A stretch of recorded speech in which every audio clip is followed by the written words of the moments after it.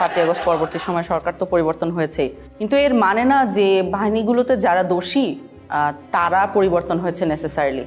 Specially প্রথম দিকে সবই তো একই মানুষ ছিলেন এবং ওনারা জানতেন এবং সঠিকভাবেই জানতেন যে আমরা যদি একজন বন্দীকে কোনো একটা স্পেসিফিক বন্দিশালায় লোকেটেড করে ফেলি, অর্থাৎ সে ওই জায়গায় ছিল এটা নিশ্চিতভাবে বলতে পারি, তাহলে তার বন্দিত্বের জন্য দায়ী কে তা ইমিডিয়েটলি বলা সম্ভব। কারণ ওই বন্দিশালার চাবিটা কার হাতে ছিল, কোন বাহিনীর কন্ট্রোলে ছিল, সেই বাহিনীর ঊর্ধ্বতন কর্মকর্তারা দোষী।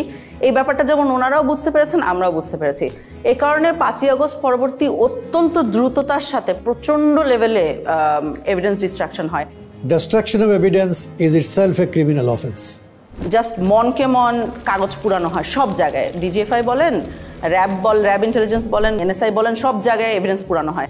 তারপরে বিভিন্ন জায়গায় এই ধরনের পুরা এন্টায়ার বিল্ডিংয়ের স্ট্রাকচার পরিবর্তন করে ফেলা হয়।